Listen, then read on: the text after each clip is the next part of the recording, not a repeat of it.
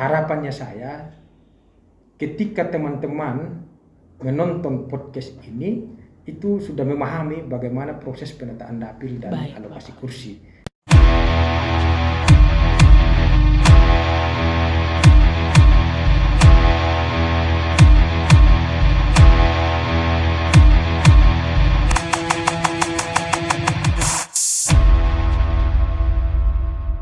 Selamat siang teman pemilih semua, apa kabarnya? Kami harapkan teman pemilih dalam keadaan sehat, tanpa kurang satu apapun dan bahagia pastinya ya. Teman pemilih semua, salam berjumpa bersama saya Silvi sebagai host dalam podcast Mamuli KPU Kabupaten Sumba Barat. Mari omong pemilu dan pemilihan. Kami kembali ingatkan teman pemilih semua agar selalu pantengin dan ikuti berbagai media sosial kami, diantaranya Facebook, Twitter, Instagram, TikTok, dan juga YouTube. Jangan lupa untuk subscribe, like, komen, dan share berbagai konten media sosial kami ya, agar menjadi trigger bagi kami selalu dalam menghadirkan informasi dan juga konten-konten yang inovatif, informatif, dan update seputar kepemiluan. Teman pemilih, kami juga mau ingatkan teman pemilih semua bahwa tahapan pemilihan umum tahun 2024 sudah dimulai sejak tanggal 14 Juni 2022 ini. Hari pemungutan suara untuk pemilihan umum tahun 2024 yaitu Rabu 14 Februari 2024. Yuk kita memilih di hari kasih sayang. Teman pemilih semua, siang hari ini tema dalam pembahasan podcast Mamuli adalah penataan daerah pemilihan dan alokasi kursi di Kabupaten Sumba Barat. Narasumber dalam podcast Mamuli siang hari ini adalah anggota KPU Kabupaten Sumba Barat, Divisi Teknis Penyelenggaraan Pemilu, dan kami langsung saja persilahkan Pak Alex untuk bisa memperkenalkan diri. Silakan Bapak. Oke, baik. Selamat siang Ibu Silvi. Siang Bapak. Selamat siang teman-teman pemilih. Izinkan saya perkenalkan diri. Saya Alexander Tanupopo, Eskom MM. Iya. Kebetulan dipercaya sebagai Ketua Divisi Teknis Penyelenggaraan di KPU Kabupaten Sumba Barat. Ibu Silvi. Baik Bapak. Nah Bapak, kita langsung ke pertanyaan pertama. Ya, boleh. Tema podcast pembahasan kali ini adalah mengenai penataan daerah pemilihan dan alokasi kursi di Kabupaten Sumba Barat. Teman pemilih tentunya ingin tahu karena mungkin dari teman pemilih banyak nih Bapak yang belum tahu apa itu daerah pemilihan serta alokasi kursi. Pak Alex mungkin bisa memberikan gambaran mengenai hal tersebut dan juga dasar-dasar hukum di dalam penataan dapil dan alokasi kursi tersebut, Bapak. Silakan, Bapak. Oke, baik. Terima kasih Ibu Silvi. Terkait dengan penataan dapil dan alokasi kursi, yang mungkin di tahun depan, tahun 2023 kita akan memulai prosesnya. Banyak teman-teman pemilih ini yang bertanya-tanya proses di dalam penataan dapil dan alokasi kursi itu seperti apa. Iya. Jadi semoga saja dengan podcast hari ini bisa menjawab semua pertanyaan-pertanyaan terkait dengan proses penataan dapil dan alokasi kursi dari teman-teman pemilih. Dan juga kita bisa ketahui bersama prosesnya itu seperti apa begitu Ibu Silvi. Nah, ketika kita berbicara dengan dasar hukum, nah, di dalam proses penataan dapil dan alokasi kursi, dasar hukum yang kita gunakan adalah Undang-Undang Nomor 7 Tahun 2017 tentang Pemilihan Umum dan juga ada PKPU Nomor 16 Tahun 2017 tentang penataan dapil dan alokasi kursi, Ibu Silvi. Nah, ada juga pengertian dari penataan dapil dan alokasi kursi. Nah, kalau kita menggunakan PKPU nomor 16 tahun 2017, apa yang dimaksud dengan daerah pemilihan di situ dijelaskan. Jadi, daerah pemilihan adalah daerah pemilihan anggota DPRD Kabupaten Kota yang selanjutnya disebut dapil adalah kecamatan atau gabungan kecamatan atau bagian kecamatan yang dibentuk sebagai kesatuan wilayah atau daerah berdasarkan jumlah penduduk untuk menentukan alokasi kursi sebagai dasar pengajuan calon oleh pimpinan partai politik dan penetapan calon terpilih anggota DPRD kabupaten kota. Baik. Itu untuk penataan dapil. Iya. Nah, sekarang apa yang dimaksud dengan alokasi kursi? Iya. Nah, ini juga di PKPU 16 tahun 2017 dijelaskan juga bahwa alokasi kursi adalah penentuan jumlah kursi pada suatu dapil. Iya. Nah, nanti di dalam proses kita mengalokasikan kursi di suatu dapil, Iya. ada yang disebut dengan bilangan pembagi penduduk. Nah, di sini apa yang dimaksud dengan bilangan pembagi penduduk?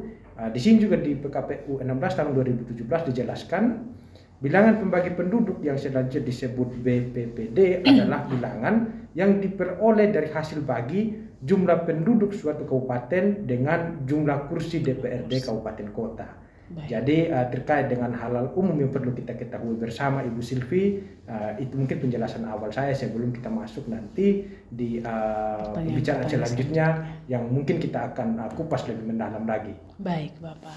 Nah, pertanyaan selanjutnya nih Bapak, mengenai proses dalam penyusunan draft untuk usulan daerah pemilihan dan alokasi kursi tersebut, Bapak, apakah ada keterlibatan publik di dalam proses-proses tersebut, Bapak? Ya, oke, baik Ibu Silvi. Mungkin teman-teman pemilih ya selama ini karena baru saat ini kita melakukan sosialisasi seperti ini, Ya. jadi di dalam proses kita penataan dapil dan alokasi kursi itu publik secara apa yang diatur di PKPU itu harus kita libatkan. Baik. Jadi kalau kita menggunakan PKPU 16 tahun 2017 khususnya di pasal 14 ayat 2, di situ mekanisme uji publik itu kita melibatkan ada 5 unsur, Ibu Silvi. Unsur yang pertama yaitu pemerintah daerah. Baik. Yang kedua partai politik di tingkat kabupaten. Yang ketiga ada Bawaslu kabupaten. Baik. Selanjutnya yang keempat ada pemantau pemilu. Dan yang kelima ada pemangku kepentingan lainnya. Baik. Jadi contohnya siapa nanti yang kita libatkan? Yang dimaksud dengan pemangku kepentingan lainnya ada nanti mungkin dari tokoh masyarakat atau mungkin juga tokoh agama. Baik, Gitu. Bapak. Jadi teman pemilih, dengan penjelasan Pak Alex ini tentunya akhirnya kita tahu ya bahwa dalam penyusunan draft khususnya dalam uji publik ini peran publik terutamanya teman-teman pemilih bisa berperan, mengambil peran dalam hal ini, yaitu karena pemangku kepentingan lainnya itu Bapak katakan tokoh masyarakat, tokoh agama, tokoh perempuan juga mungkin Bapak ya bisa dilibatkan di dalam hal ini. Baik Bapak. Terima kasih. Selanjutnya Bapak, apa saja prinsip-prinsip dalam penataan daerah pemilihan untuk anggota DPR, DPRD provinsi dan juga DPRD kabupaten itu Bapak? Oke, baik Ibu Silvi. Di dalam proses kita melakukan penataan dapil dan alokasi kursi, kita kembali lagi kita menggunakan Undang-Undang 7 tahun 2017. Ya, itu ada 7 prinsip utama yang kita harus pedomani, ya ada di pasal 185. Ya 7 prinsip itu apa saja? Gitu kan? Pertanyaan gitu. Yang pertama, yang ke-1 adalah kesetaraan nilai suara. Dan yang kedua itu ketaatan pada sistem pemilu yang proporsional. Dan yang ketiga ada proporsionalitas. Yang keempat ada integritas wilayah. Yang kelima berada dalam cakupan wilayah yang sama. Yang keenam itu kohesivitas dan yang ketujuh yaitu kesinambungan, Ibu Silvi, gitu. Nah itu untuk 7 prinsip tersebut. Nah sedangkan untuk penjelasan lebih detail apa yang dimaksud dengan 7 prinsip itu ada di PKPU 16 tahun 2017, itu khususnya di pasal 5.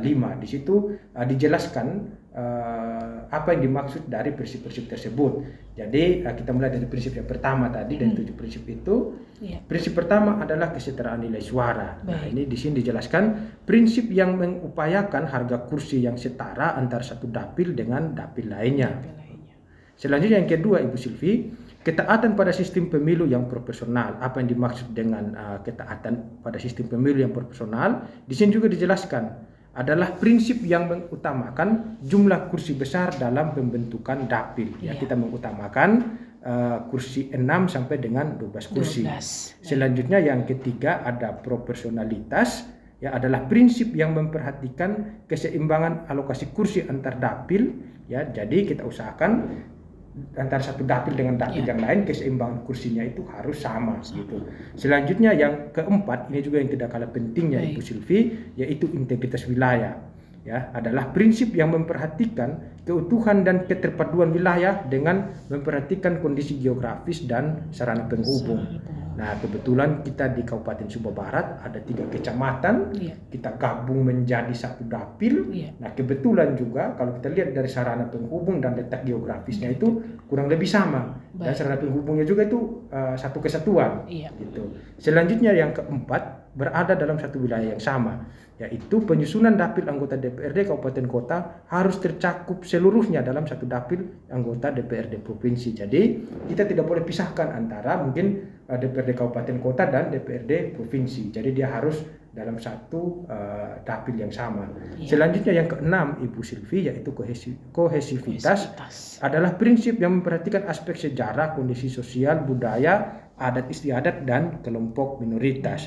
Dan yang terakhir yang ketujuh yaitu kesinambungan. Baik, Bapak. Di sini kesinambungan disebutkan bahwa penyusunan dapil dilakukan dengan memperhatikan dapil yang sudah ada pada pemilu terakhir. Jadi ya, Ibu Silvia. Jadi kalau di tahun 2019 kita sudah melakukan penataan dapil dan alokasi kursi, untuk dapil sendiri kita sudah tetapkan 4 dapil. Nah, di tahun 2024 juga nanti kita akan melaksanakan hal yang sama. Nah, inilah pentingnya kesinambungan ini di prinsip yang ketujuh. Begitu di dalam proses kita penataan dapil, kita harus memperhatikan dapil sebelumnya. Kalaupun kita misalnya mau ada perubahan dapil, kita harus memiliki alasan yang kuat. Gitu ya. Baik, mungkin demikian Ibu Silvi penjelasan. Terima kasih Bapak untuk penjelasannya. Selanjutnya teman pemilih juga pasti penasaran nih Pak Alex, beberapa hal yang sudah Bapak jelaskan itu. Kemudian bagaimana itu Bapak mekanisme dalam penghitungan alokasi kursi khususnya untuk pemilu DPRD Kabupaten Kota? Oke, baik Ibu Silvi. Jika kita melihat di pasal 191 Undang-Undang 7 tahun 2017, itu di situ sudah diuraikan dengan jelas proses-proses kita di dalam mengalokasikan kursi di setiap dapil. Mungkin di ayat 1 bunyinya begini, Ibu Silvi. Jumlah kursi anggota DPRD Kabupaten ditetapkan paling sedikit 20 kursi dan paling banyak 55 kursi. 55, Jadi di kabupaten, kita contohkan saja di Pulau Sumba, di setiap kabupaten ini kan jumlah kursi, alokasi kursi di setiap kabupaten itu kan berbeda-beda. Begitu. Ini kenapa berbeda-beda? Yang menentukannya itu adalah jumlah penduduk di kabupaten tersebut.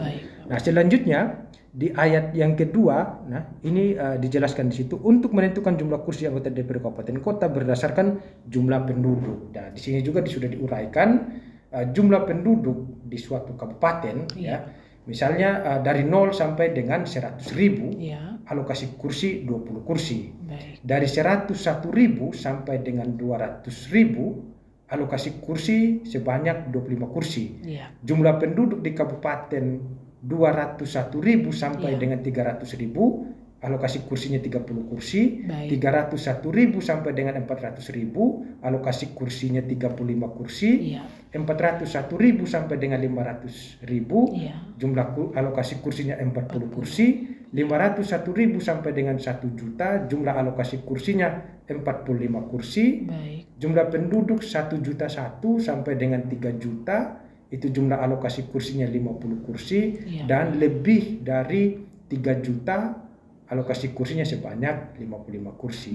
Jadi jika ada mungkin teman-teman pemilih yang ingin mengetahui berapa jumlah alokasi kursi di kabupatennya, itu mungkin bisa membuka Undang-Undang Nomor 7 Tahun 2017, khususnya di pasal 191, Ibu Silvi.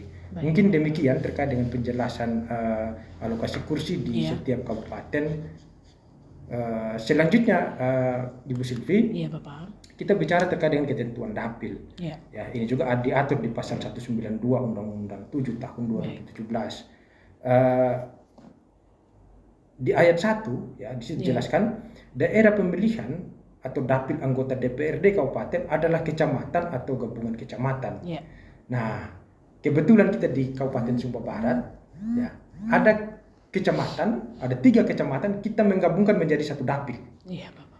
Nah, ini di pasal 192 ini sudah diatur bahwa dapil itu bisa kecamatan atau gabungan kecamatan.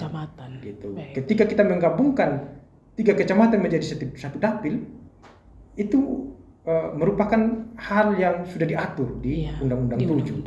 Nah, selanjutnya yang kedua, jumlah kursi setiap dapil anggota DPRD kabupaten paling sedikit 3 dan paling banyak 12 kursi. Nah, misalnya begini, Ibu Silvi, di satu dapil, ya, misalnya ada satu dapil, mungkin ada perpindahan penduduk yang sangat signifikan. Mereka berpindah. Setelah kita hitung, di dapil tersebut ternyata alokasi kursinya cuma 2. Begitu. Ini apa yang kita harus lakukan? Nah, di sini kan di ayat 2 di sini kita lihat paling sedikit 3 kursi. Tetapi setelah kita hitung itu cuma 2 kursi. Nah, berarti dapil tersebut kita harus gabung ke dapil terdekat. Karena sudah tidak layak lagi menjadi dapil sendiri karena jumlah kursi dapil tersebut sudah kurang dari 3. Begitu, Ibu Silvi. Nah, selanjutnya lagi di sini juga diatur paling banyak 12 kursi. Misalnya setelah kita hitung, ya, ternyata di dapil tersebut jumlah alokasi kursi itu sudah lebih dari 12. Apa yang kita lakukan? Nah, ini menjadi salah satu alasan kita untuk kita mengembangkan dapil tersebut. Menjadi tadi kalau dia satu dapil lebih, misalnya dia menjadi 15 kursi, kita pecah menjadi 2 dapil. Misalnya satu dapilnya 6 kursi, satu dapilnya 6 kursi. Gitu. Atau tadi 15 kursi ya. Lebih dari 12. Jadi mungkin satunya 6 kursi, mungkin satu dapilnya 6 kursi, satu dapilnya itu sekitar 7 kursi, mungkin untuk 7 kursi itu satu dapil lagi. Gitu, Ibu Silvi. Jadi dapil bisa merupakan kecamatan ataupun gabungan kecamatan. Dengan ketentuan jumlah kursi paling sedikitnya 3, paling banyaknya 12. Kurang dari itu dia digabungkan ke dapil terdekat atau kecamatan terdekat. Lebih dari itu maka ada konsekuensinya penambahan dapil. Ya. Betul sekali. Baik. Terima kasih untuk penjelasannya Bapak, dan saya rasa teman pemilih mulai sedikit-sedikit memahami Bapak. Ya, betul, mereka mulai paham sedikit-sedikit.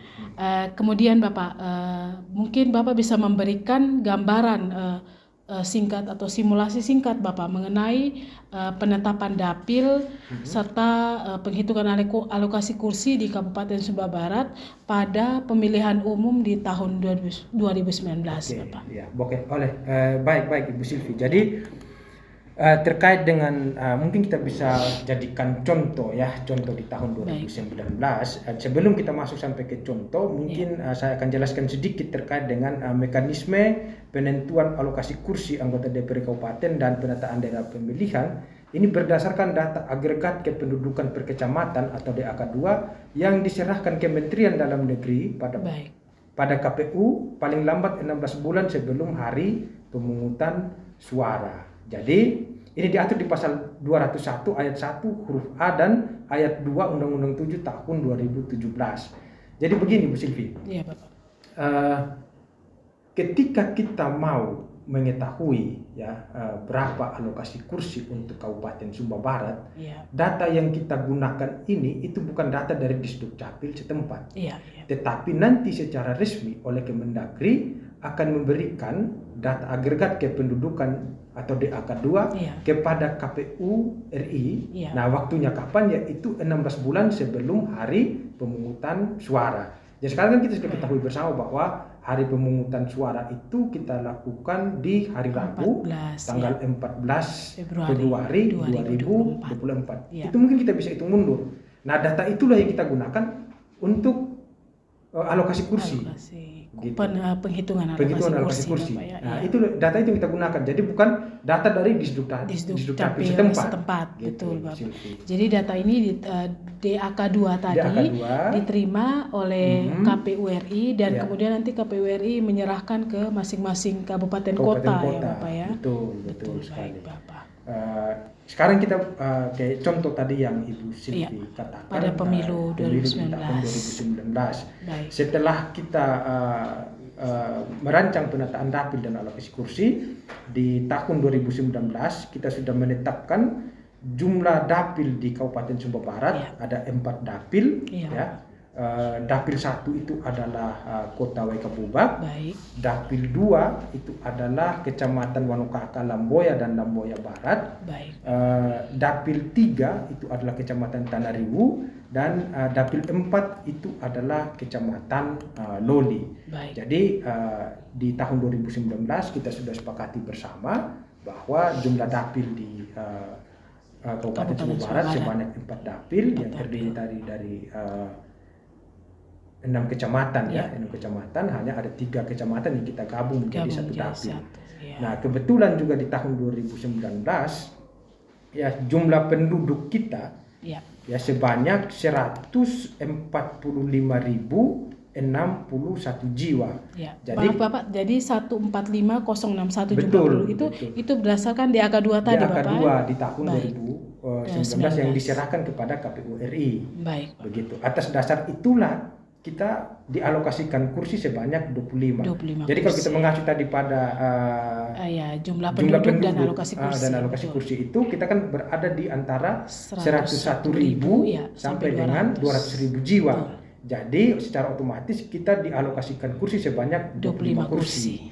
Nah, setelah itu 145.061 jumlah penduduk ya di Kabupaten Sumbawa Barat kita bagikan dengan jumlah kursi. 25 kursi tadi, Bapak. Nah, itu untuk kita menentukan bilangan pembagi penduduk. Baik. Gitu. Jadi 145.061 ya kita bagi dengan 25 kursi, kita dapatlah bilangan pembagi penduduk itu, yaitu sebanyak 5802. Iya, baik, Bapak. Nah, sekarang bagaimana proses kita untuk mendapatkan kursi di dapil? Gitu. Contoh di dapil 1, gitu kan? Baik. Jadi kita tinggal jumlah penduduk di dapil tersebut, kita bagi dengan bilangan pembagi penduduk tadi. Baik.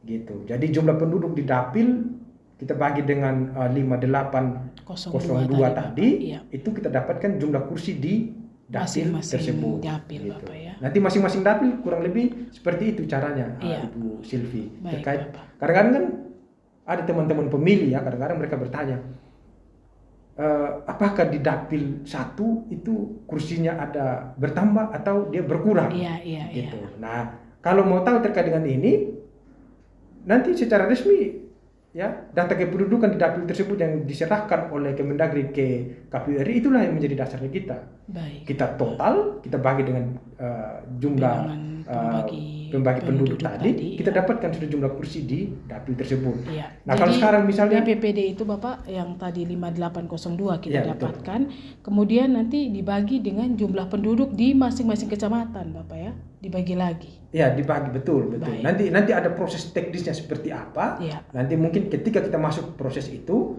kami KPU Kabupaten Sumbawa Barat, ya khususnya karena itu ada pekerjaan besarnya divisi teknis. Ya. Dalam hal ini nanti saya akan membuat materi untuk kita lakukan uji publik. Ya, nanti kita akan lihat bersama proses penghitungannya. Tetapi secara garis besarnya seperti itu. Secara garis besar gambarannya, gambar umum seperti itu. Saat ini seperti itu. Baik, Bapak. Kemudian, Bapak, setelah tadi mendapatkan angka BPPD itu, kemudian dibagi alokasi kursi dari tahap 1, kemudian nanti ada tahap 2 jika ada sisa ya, Bapak, ya. Iya, betul. Saat ini dibagi lagi. Kemudian berapa jumlah kursi di masing-masing daerah pemilihan itu, Bapak? Iya, kalau kita berdasarkan di pemilu tahun 2019 itu di dapil kecamatan kota itu peroleh 7 kursi, di dapil Loli itu peroleh 6 kursi, sedangkan di dapil Wanokaka, Lamboya dan Lamboya Barat itu peroleh 9 kursi. Baik. Dan di dapil Tanariwu itu 3 kursi. 3 kursi. Nah, sekarang ada yang bertanya begini, Ibu Silvi. Iya, Bapak. Apakah misalnya kami di dapil 4, apakah kursi kami bisa bertambah? Mereka sering bertanya begitu. Apalagi sebenarnya kan di Sumbawa Barat ini kan kecil. Iya. Kita pergi kemana pasti ketemu orang yang sama. Pergi kemana ketemu orang yang sama. Jadi kadang-kadang saya juga sering ditanya begitu. Pak Alex, apakah kami di dapil 4 kursi kami bisa bertambah atau tidak? Ya, saya juga menjawab, saya juga tidak tahu untuk saat ini, untuk pemilu 2024. Karena kita belum sampai ke tahapan itu. Nah, ketika nanti sudah sampai ke tahapan itu, ya kita lihat bersama, kita akan hitung bersama. Jadi mekanisme penghitungan pada pemilu 2019 kurang lebih gambarannya nanti untuk seperti itu. 2024 akan seperti Tetapi ini, kan Bapak. jumlah penduduk kan pasti akan bergeser. Apakah dia lebih atau dia berkurang? Bertambah atau berkurang. Nah, patokannya kita untuk melakukan alokasi kursi adalah jumlah penduduk. Baik jumlah penduduk di tingkat kabupaten maupun di tingkat kecamatan. Baik. Gitu. Mungkin begitu Ibu Silvi. Baik, terima kasih. Ya, saya informasikan lagi kepada teman pemilih bahwa untuk pemilu 2019 jumlah kursi di Kabupaten Sumba Barat ada 25, alokasi kursinya 25. Dengan masing-masing dapil kecamatan kota WK Bubak 7 kursi, kemudian dapil Loli 6 kursi, dapil Wanokaka, Lamboya dan Lamboya Barat ada 9 kursi dan juga dapil Tanariu 3 kursi. 3 kursi, ya. Betul sekali. Baik, terima kasih. Kemudian Bapak terkait draft usulan penataan dapil ini setelah dirancang di kabupaten melalui proses uji publik, tentunya setelah itu langkah selanjutnya apa Bapak? Ya, oke, baik Ibu Silvi. Karena juga teman-teman pemilih ya, khususnya di Kabupaten Sumba Barat, karena mungkin mereka kurang memahami prosedur-prosedur kita di dalam proses penataan dapil dan alokasi kursi, banyak yang berpikir bahwa nanti yang menetapkan dapil dan alokasi kursi ini adalah KPU setempat, dalam hal ini KPU Kabupaten Sumba Barat, begitu. Sebenarnya tidak demikian Ibu Silvi. Jadi yang menetapkan dapil dan alokasi kursi itu sepenuhnya kewenangan KPU RI. Jadi prosesnya nanti kita di kabupaten akan membuat draft usulan. Draft usulan ini kita akan melakukan uji publik dengan melibatkan tadi 5 unsur itu. Ya. Kalau untuk penataan dapil sendiri kan kita jangan lupa 7 prinsip itu juga kita gunakan. Nah, setelah kita membuat draft usulan, ada mungkin masukan-masukan dari unsur-unsur yang tadi itu menjadi bahan pertimbangan ketika kita lakukan uji publik. Nah, setelah itu hasil kita di kabupaten kita akan memberikan ke KPU provinsi. Nah, nanti juga di sana kita paparkan juga di sana, begitu. Setelah itu dari KPU provinsi nanti mereka akan memberikan ke KPU RI. Nah, ketika sampai di KPU RI, disitulah ditetapkan jumlah alokasi kursi dan penetapan dapil kita di kabupaten. Jadi yang menetapkan dapil dan alokasi kursi sepenuhnya adalah kewenangan KPU RI. Kewenangan KPU RI, baik Bapak. Nah, pertanyaan terakhir nih Bapak, apa pesan Bapak bagi stakeholders atau dan juga teman pemilih terkait penataan daerah pemilihan dan alokasi kursi khususnya di Kabupaten Sumba Barat dalam menjelang dalam pemilihan umum tahun 2024 Bapak. Iya, oke, baik Ibu Silvi. Mungkin ini pesan saya buat teman-teman, sahabat pemilih di rumah maupun stakeholder. Harapannya saya ketika teman-teman menonton podcast ini itu sudah memahami bagaimana proses penataan dapil dan alokasi kursi. Jadi jangan sampai nanti ketemu saya lagi di jalan tanya lagi hal yang sama. Jadi nanti kalau ada bertanya, silahkan nonton podcast KPU Kabupaten Sumba Barat. Dan juga saya akan pesan ke mereka jangan lupa subscribe, like, komen dan share juga begitu ya. Pasti. Baik Bapak, terima kasih untuk perkenanannya Bapak untuk menjadi narasumber pada podcast Mamuli siang hari ini. Teman pemilih semua tentu pada mendapatkan hal-hal yang informatif, khususnya mendapatkan gambaran Bapak mengenai penataan dapil dan alokasi kursi khususnya di Kabupaten Sumba Barat Bapak ya. Kemudian kami juga sekali lagi berterima kasih kepada Pak Alex selaku narasumber pada siang hari ini. Kami juga berterima kasih kepada teman pemilih semua yang terus mengikuti tayangan podcast Mamuli KPU Kabupaten Sumba Barat. Kami mohon dukungannya untuk terus like, terus menonton, terus men-share konten-konten kami. Kami juga berterima kasih kepada kru yang bertugas pada siang hari ini dalam mendukung tayangan podcast yang ketiga ini. Akhir kata, saya Silvi dan juga Pak Alex serta teman-teman kru yang bertugas siang hari ini mengucapkan sampai jumpa di tayangan podcast kami yang selanjutnya. Sampai jumpa. Yeay!